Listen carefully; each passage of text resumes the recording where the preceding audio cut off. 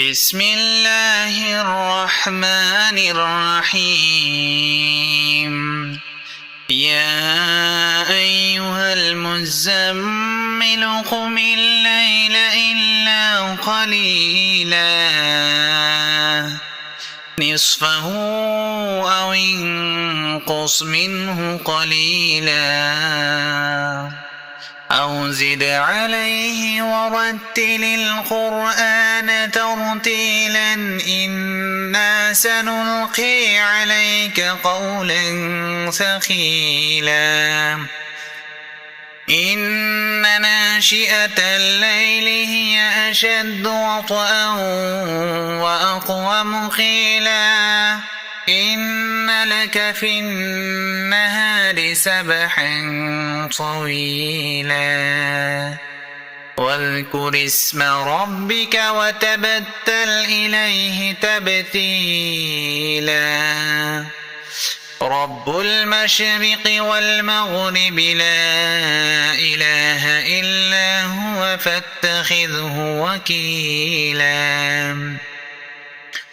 واصبر على ما يقولون واهجرهم هجرا جميلا وذرني والمكذبين أولي النعمة ومهلهم قليلا إن لدينا أنكالا وجحيما وطعاما ذا غصة وعذابا أليما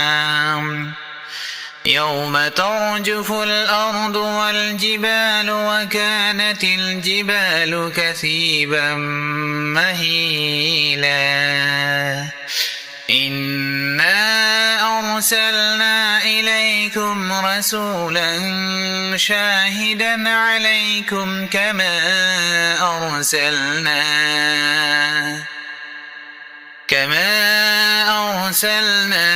إلى فرعون رسولا فعصى فرعون الرسول فأخذناه أخذا وبيلا فكيف تتقون إن كفرتم يوما يجعل الولدان شيبا السماء منفطر به كان وعده مفعولا إن هذه تذكرة فمن شاء اتخذ إلى ربه سبيلا إن ربك يعلم أنك تقوم أدنى من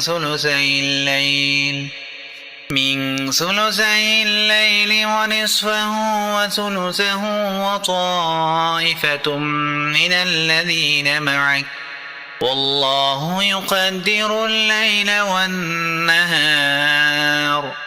علم أن لن تحصوه فتاب عليكم فاقرؤوا ما تيسر من القرآن علم أن سيكون منكم مرضى وآخرون يضربون في الأرض يبتغون من فضل الله وآخرون يقاتلون في سبيل الله فاقرؤوا ما تيسر منه وأقيموا الصلاة وآتوا الزكاة وأقرضوا الله قرضا حسنا